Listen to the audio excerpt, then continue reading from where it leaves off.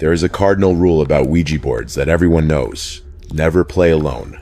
But nobody ever tells you what to do when the board decides to play by itself. I'm writing this from a motel room in Kentucky, 300 miles from where this started, because I need to get the timeline straight in my head before the memories start to blur. It began on November 14th. My younger sister Maya and I were clearing out our grandmother's estate in Dayton, Ohio. It was a 1,920 seconds Craftsman that smelled perpetually of lavender and stagnant dust. We were tackling the attic, a cramped, unfinished space where the insulation pinks poked out like exposed muscle. Maya found it tucked behind a stack of National Geographics from the 80s. "Look at this," she said, her voice muffled by the dust mask she was wearing. It wasn't one of those cardboard Parker Brothers games you buy at Target. This thing was heavy. It was a slab of solid black walnut, probably an inch thick, with the letters burned deep into the grain by hand. The wood felt almost oily to the touch, smooth but cold, like it had been stored in a freezer rather than a sweltering attic. There was no branding, no copyright date, just the alphabet, the numbers, the words yes and no, and a planchette that looked like it was carved from a lighter, yellowish bone. "We have to try it," Maya said, pulling her mask down. She's 17, at that age where irony creates a shield against actual fear. "It's respectful to leave the dead alone, May," I said, though mostly I just wanted to finish packing the boxes so we could order pizza. "Come on, Grandma wouldn't mind. Maybe we can ask where she hid the good jewelry." I relented. It was 4:15 p.m. The autumn light was already dying, casting long gray shadows across the floorboards. We sat cross-legged on the dusty floor, placing the heavy board between us. I remember the sound it made when we set it down, a dull, dense thud that didn't echo. We placed our fingertips on the bone planchette. It felt gritty, porous. "Is anyone there?" Maya asked. Silence. The house creaked. Old houses always do, but the planchette stayed dead still. We sat there for 10 minutes, asking generic questions, feeling absolutely nothing but the cramp in my legs and the draft coming from the eaves. "Bust?" I said, pulling my hands away. "It's just a piece of wood, Maya. Maybe it needs to warm up," she muttered, clearly disappointed. We left the board in the center of the attic floor, the planchette sitting directly on the centerpiece logo. A weird geometric eye burned into the wood. We didn't say goodbye. We didn't pack it away. We just stood up, brushed the dust off our jeans, and went downstairs to order Domino's. That was the first mistake, the only mistake that mattered. I woke up at 7:15 a.m. with a stiff neck and the taste of stale pepperoni in my mouth.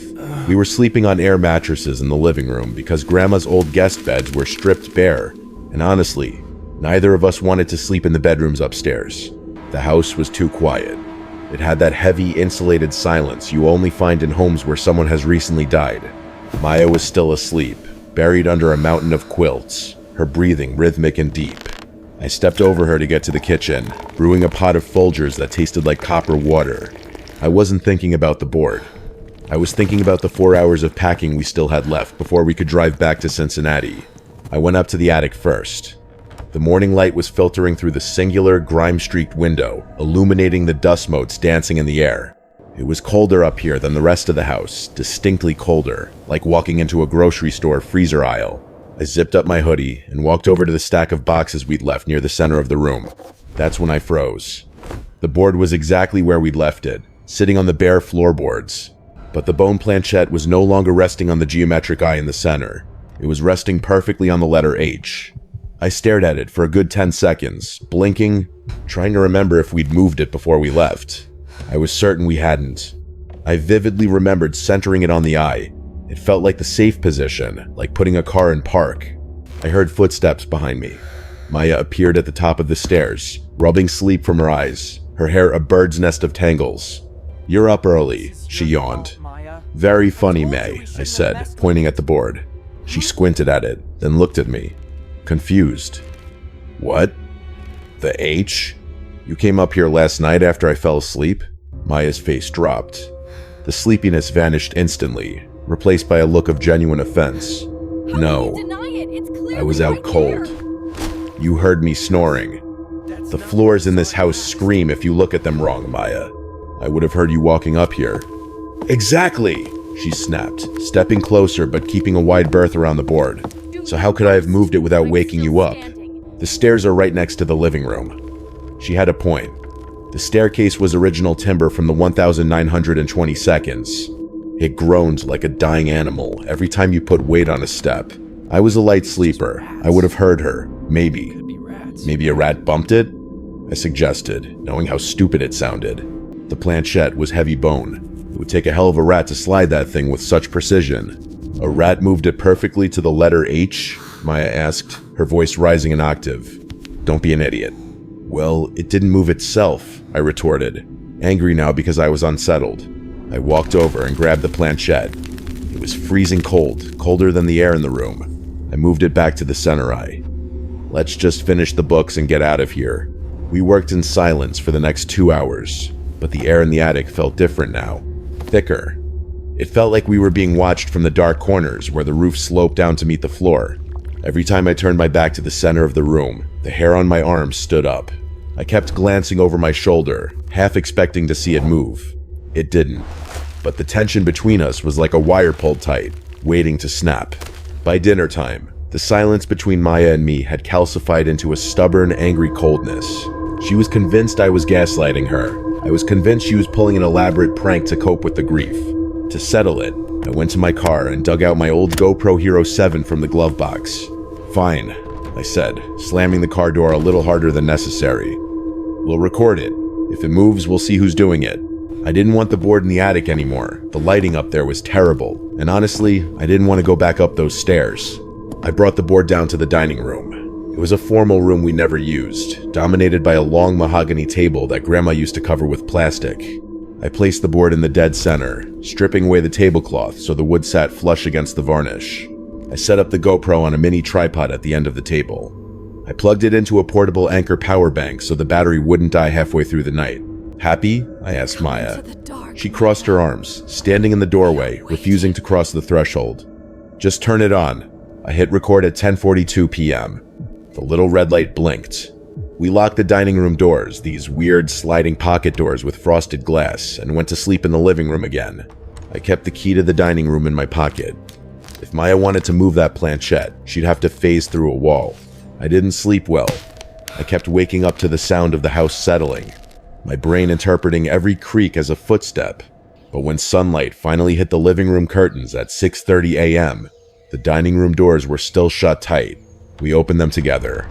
The room was freezing. The board looked undisturbed. The planchette was still centered. See? I exhaled, feeling a massive weight lift off my chest. Nobody touched it. It was just the wind or something yesterday. Check the footage, Maya whispered. She wasn't looking at me. She was staring at the planchette. I pulled the SD card, slotting it into my laptop right there on the table. We scrubbed through the footage at 16x speed. Hours of grainy, silent darkness flew by. The timestamp in the corner ticked up. 11 p.m., 1 a.m., 2 a.m. Stop, Maya said. Her voice was barely audible. I paused it. The timestamp read 3 and 12 seconds a.m. Look at the position, she said, pointing a trembling finger at the screen. I toggled back 5 seconds. Then forward. Then back. In the frame before 3 hours, 3 minutes, and 12 seconds, the planchette was perfectly centered on the eye. In the frame immediately following, it was 3 inches to the left. It skipped, I said, my mouth dry. The camera glitch. Play it at normal speed. Turn up the sound. I did. At normal speed, the movement wasn't a smooth glide. It was a jerk. A violent, sudden twitch. Scritch. The audio picked it up. In the dead silence of the dining room, the sound was amplified. It sounded like a dry leaf being crushed, or an insect skittering across a hardwood floor. There was no hand, no shadow, no wind. Just the bone planchette lurching 3 inches to the left, as if something invisible had slapped it. We sat there in the morning light, the laptop screen glowing between us. My rational explanations were evaporating. The air in the room suddenly felt very heavy, like we were standing at the bottom of a deep swimming pool. It didn't move to a letter, I muttered, trying to keep my voice steady. Yes, it did, Maya said, her eyes wide and wet. Look where it stopped. It's pointing at the corner of the board, toward the hallway. We didn't pack the board away. Honestly, we were too terrified to touch it. It felt like if my skin made contact with that black walnut wood, something electrical and malignant would jump into me. It sat on the dining room table like an open wound. By 2 p.m., the atmosphere in the house was suffocating. We should have left. We should have just gotten in the car and driven back to Cincinnati, leaving Grandma's heirlooms for the estate sale auctioneers. But we didn't. There's a specific kind of paralysis that comes with fear. A morbid, magnetic need to see it happen again, just to confirm you aren't insane.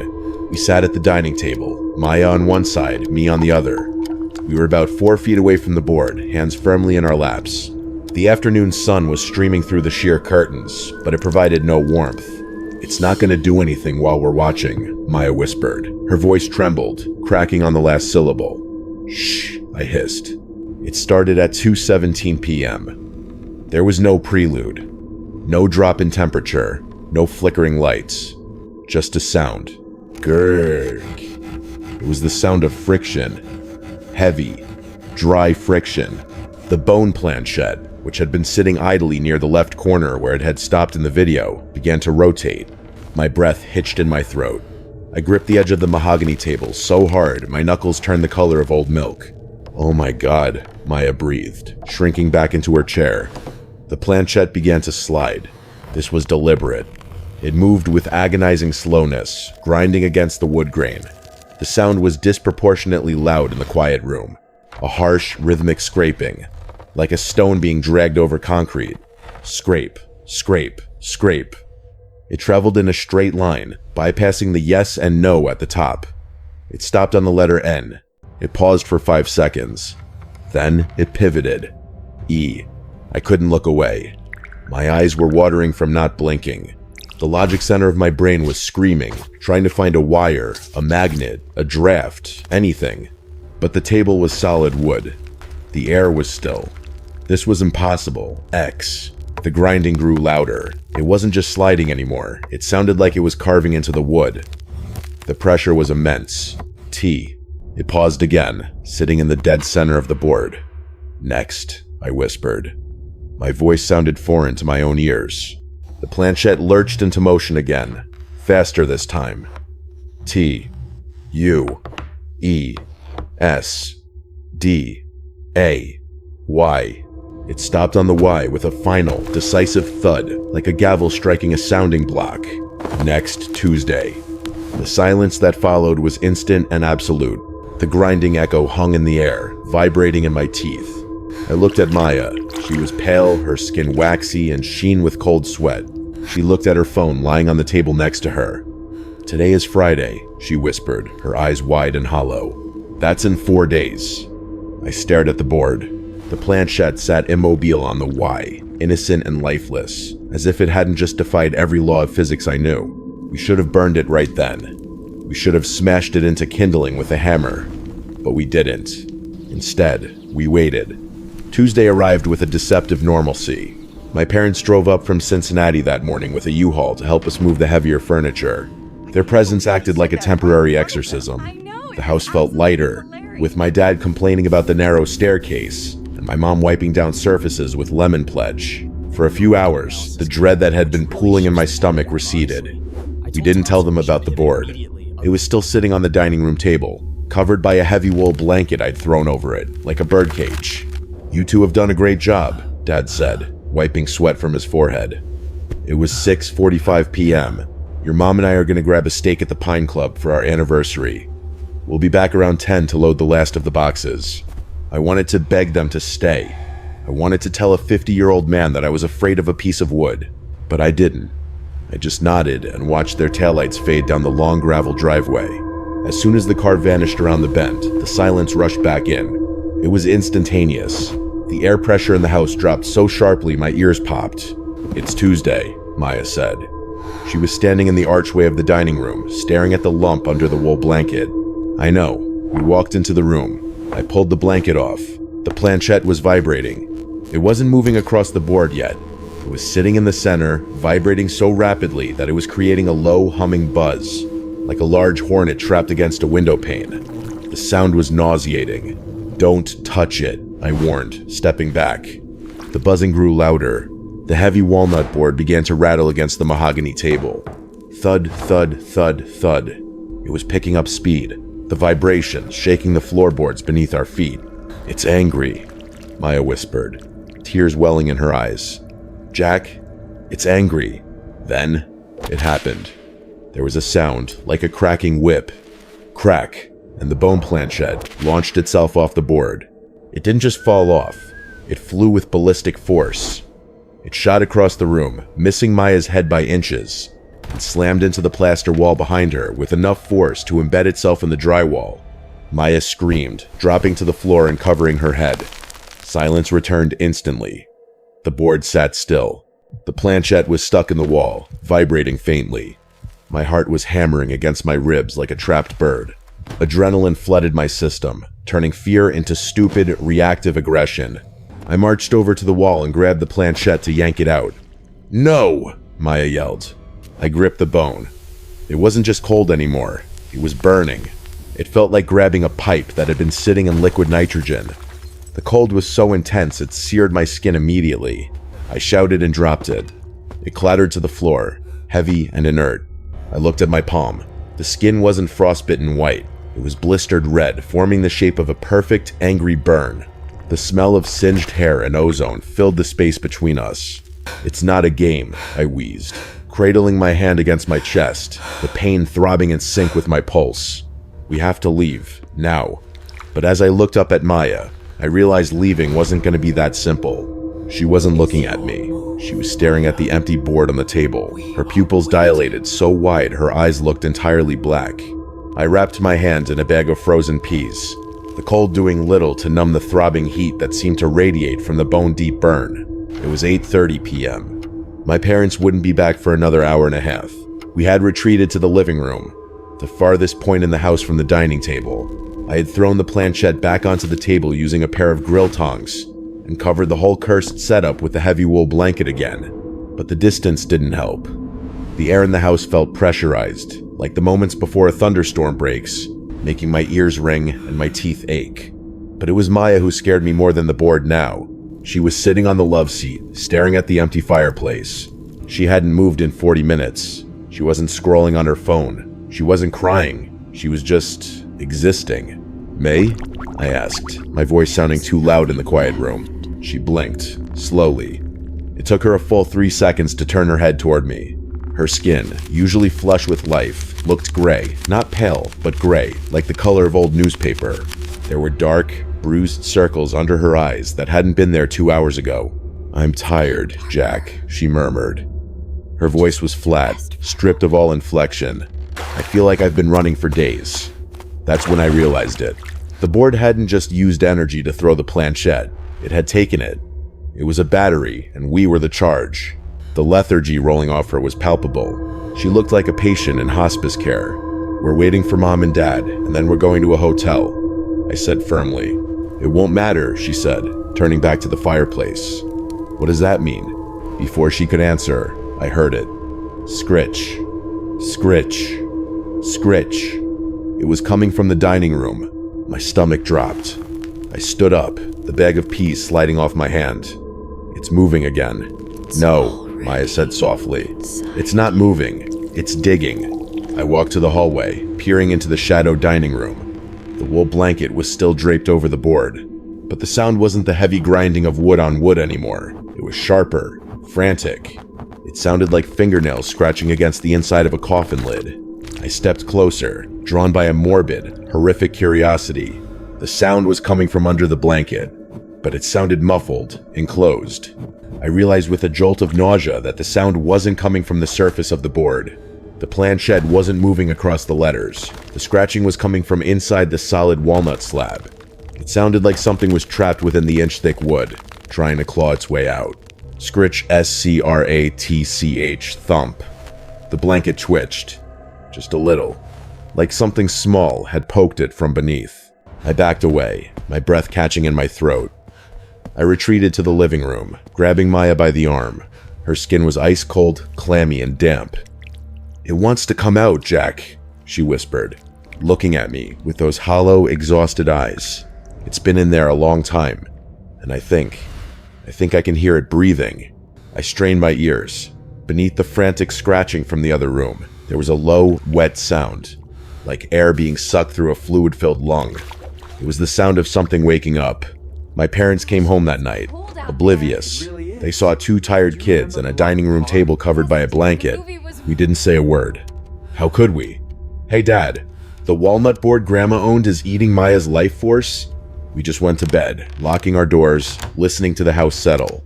But the next morning, Wednesday, my parents left early to meet with the estate lawyers. The second their car crunched down the gravel drive, the house pressurized again. The silence wasn't empty. It was heavy, like the air inside a submarine. I needed a sanity check. I needed someone who wasn't sleep-deprived and traumatized to tell me I was hallucinating. I called Mark. Mark was a childhood friend who still lived in Dayton, a welder who didn't believe in anything he couldn't hit with a hammer. He arrived at 11:40 a.m., still wearing his work boots, bringing a 6-pack of beer and a look of complete skepticism. So, a haunted board game? Mark laughed, cracking a beer as he walked into the dining room. You guys have been in this house too long. The fumes are getting to you. Just watch, I said. My voice was tight. Maya was sitting in the corner chair, hugging her knees. She hadn't spoken since breakfast. I pulled the blanket off. The board sat there. The planchette was frozen in the center. Okay, Mark said, leaning over the table, his shadow falling across the letters. Do I have to say the magic words? Don't mock it, Maya whispered from the corner. Mark rolled his eyes. He reached out his hand. Let's see what happens if I... Before his skin could graze the bone, the planchette moved. It didn't slide this time. It snapped. It jerked 3 inches to the right, dodging his hand like a living thing, avoiding a blow. Mark froze. His hand hovered in the air, trembling slightly. Magnets? He asked, but his voice lacked conviction. You got magnets under the table, Jack? Look under the table, I said. He didn't. He just stared at the bone piece. Suddenly, the planchette began to slide. It was faster now, fluid, oily, and silent. It did figure 8s around the center eye, building momentum. Then it shot to the letters K, A, T, I, E. Mark's face drained of color. His tan skin turned a sickly paste shade. He took a stumbling step back, knocking into the china cabinet. The glass rattled. Stop it, Mark said. Jack, stop it. That's not funny. I looked at him, confused. Who is Katie? The board wasn't done. The planchette whipped across the wood, moving so fast it was a blur. S, H, E, K, N, O, W, S. Mark dropped his beer. The bottle shattered on the hardwood, foaming lager spreading toward the table legs. He wasn't looking at the board anymore. He was looking at me with pure, unadulterated hatred mixed with terror. You sick freak, he spat, backing toward the hallway. You went through my phone? You think that's funny? Mark, I swear to God, I don't know what T, H, E, B, A, B, Y. The planchette slammed into the Y with that same sickening thud. Mark let out a sound that was half gasp, half sob. He turned and ran. I heard the front door slam so hard the frame shook. Then the roar of his truck engine, tires spinning in the gravel, tearing away from the house. I looked at the board. The planchette was still. I looked at Maya. She wasn't looking at the board. She was looking at me, her eyes glassy and distant. He's gone, she said softly. Now it's just us. The isolation crashed down on me. I didn't know Mark's secret, but the board did. It knew things it couldn't possibly know, and by chasing Mark away, it had effectively cut our last lifeline to the outside world. Mark's truck was just a dust cloud on the horizon when I made the decision. I didn't care about the estate value. I didn't care about preserving family history. I went to the garage and grabbed a flathead shovel and a rusted can of charcoal lighter fluid. What are you doing? Maya asked. She was leaning against the kitchen counter, her skin the color of skim milk. She looked like she weighed 80 pounds. Ending this? I said. I didn't touch the board with my hands. I scooped it off the dining table with the shovel blade. It was heavy, unnaturally so. It felt like lifting a slab of lead rather than wood. The planchette slid around on top of it as I carried it, clinking against the letters like loose change, but it didn't fall off. It clung to the surface as if magnetized. I marched out to the backyard. There was an old stone fire pit near the edge of the woods, filled with damp leaves and trash. I dumped the board into the center. The planchette clattered onto the stones next to it. I didn't bother with kindling. I soaked the black walnut slab in lighter fluid. I squeezed the can until it was empty, the chemical smell of petroleum stinging my nose. Then I struck a match and threw it in. Whoosh. The fire roared to life, a column of orange and blue heat engulfing the pit. I stood back, the heat drying the sweat on my face. I watched the flames lick around the edges of the board. I wanted to see it char. I wanted to see the wood blister and crack. But it didn't crack. It screamed. It started as a high-pitched whine, like a tea kettle beginning to boil. But within seconds, it pitched up into a frequency that made my teeth vibrate. It wasn't the sound of sap boiling or wood popping. It was a sustained, harmonic screech. It sounded vocal. It sounded like air being forced through a throat that was far too tight. Reckless. The sound was so loud I had to cover my ears. In the doorway of the house, I saw Maya collapse to her knees, clutching her head. Then, the fire changed. It didn't burn down. It was sucked in. The flames, which had been reaching 3 feet in the air, suddenly bent inward, wrapping tightly around the board like a shroud. The orange turned to a sickly, chemical green. And then, with a wet thwomp, the fire went out. It didn't taper off. It was extinguished instantly, as if a vacuum had pulled all the oxygen out of the air. Smoke billowed up, thick, black, oily smoke that didn't smell like burning wood. It smelled like burning hair and ozone. I stood there, coughing, waving the smoke away. My heart was hammering in my throat. I stepped up to the pit, heat radiating from the stones, and looked down. The board sat in the ashes. It wasn't black. It wasn't charred. The lighter fluid had burned off completely, but the wood itself looked polished. The letters were crisp. The geometric eye in the center seemed to stare up at the gray sky. I reached out, hesitant, and tapped it with the tip of my sneaker. It was freezing. Literally freezing. Condensation was forming on the black walnut surface, little droplets of water beating up on the wood. It had sat in a chemical fire for 2 minutes, and it was colder than the ambient air. I looked back at the house. Maya was staring at me through the sliding glass door. She shook her head slowly. We couldn't destroy it, and by trying, I had this sinking feeling I had just issued a challenge. The storm rolled in off the Great Lakes around 7 p.m., a massive bruising wall of purple clouds that turned the Ohio afternoon into a premature midnight. My parents had called. They were stuck at the law office in Columbus. The roads flooded, the power lines down across the highway. They told us to stay put, lock the doors, and light some candles. They didn't understand. Staying put was the one thing we couldn't afford to do. I had brought the board back inside. I know, it sounds insane, but leaving it in the yard felt like leaving a predatory animal untethered. It was sitting on the kitchen floor now. I didn't want it on the mahogany table anymore. I didn't want it anywhere near our eye level. At 8:14 p.m., the power flickered once, twice, and then died, with a sickening pop from the transformer down the road. The house was plunged into a darkness so absolute it felt physical. I felt the air pressure drop again, that familiar, heavy dread pooling in my gut. I fumbled for my phone, turning on the flashlight. The beam cut through the dark, illuminating the kitchen. Maya was gone. Maya? I called out. My voice was thin, reedy. No answer. I swung the light toward the floor where I'd left the board. My heart stopped. The black walnut slab was there, but the bone planchette was missing. It wasn't on the board. It wasn't on the kitchen tile. Then, from the long, dark hallway that led to the bedrooms, I heard it. Scritch, scritch, scritch. It was the sound of bone on wood, but it wasn't the heavy, deliberate grinding from earlier. It was rhythmic. It sounded like a limp.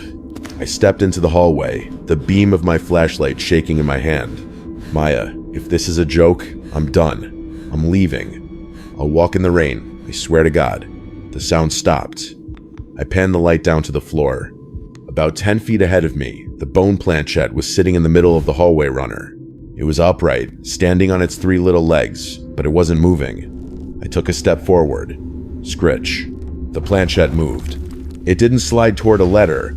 It slid toward me. It covered 2 feet of flooring in a heartbeat, its movement fluid and predatory. I jumped back, my heels catching on the kitchen threshold. "What do you want?" I screamed at the empty air. The planchette didn't answer. It began to spin. It spun so fast it became a blur of yellowish white, a whirring top of bone. And as it spun, A new sound began to rise from the floorboards beneath it. It was the sound of a woman humming. It was low, tuneless, and vibrating through the soles of my feet. It was Grandma's voice. I recognized the cadence, the way she used to hum while she knitted, but there was no warmth in it. It was hollow. "Jack?" I spun around. Maya was standing behind me in the kitchen, her face illuminated from below by her own phone's light. She looked terrified, but she also looked different. Her jaw was slack, her eyes vacant. "Do I hear it?" she whispered. "She's telling me the rules now. We're leaving, Maya, right now." I grabbed her arm, intending to drag her to the garage, but she didn't budge. She felt like she was anchored to the earth. "We can't," she said, her voice dropping to a register that wasn't hers. "The board isn't finished. It hasn't spelled the last word yet." I looked back into the hallway. The planchette was gone again, but I could hear it. It was no longer on the floor. It was scritching its way up the drywall, moving toward the ceiling. I didn't think, I acted. I grabbed Maya around the waist and hauled her toward the master bedroom at the end of the hall. She was dead weight, her boots dragging across the hardwood, but the adrenaline coursing through me gave me a strength I didn't know I had. We burst into the room, and I slammed the heavy oak door, throwing the deadbolt and shoving a dresser in front of it. We were panting in the dark, the only light coming from our phones resting on the mattress. The storm outside was screaming now, wind whipping the branches of the old maples against the siding like skeletal fingers. "Jack, let me out," Maya said. Her voice was terrifyingly calm. "It needs a hand. It can't finish without a hand." "Shut up, Maya, just shut up." I was shaking so hard I could barely hold my phone. Then, the scratching started on the door. It wasn't a knock.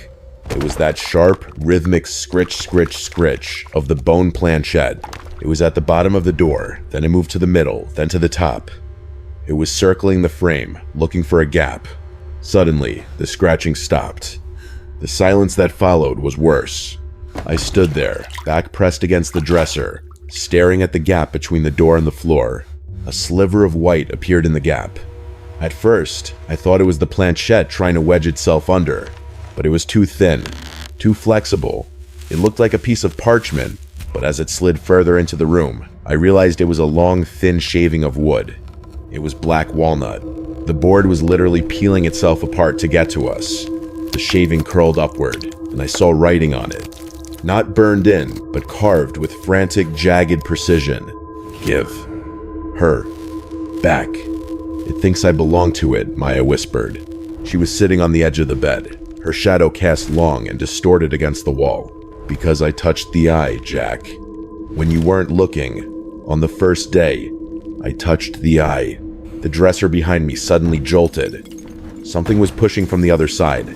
Not a shoulder, but a focused, piercing pressure. I heard the oak door groan, the wood beginning to splinter around the lock. Crack. A hole the size of a fist punched through the center of the door, but no hand came through. Instead, the bone planchette flew through the opening, trailing a sticky, black fluid. It didn't hit the floor. It hovered in the air for a fraction of a second before slamming into the wall above Maya's head. It began to move on the wallpaper, carving letters directly into the drywall. The plaster dust fell like snow onto Maya's shoulders. SHEISMINE.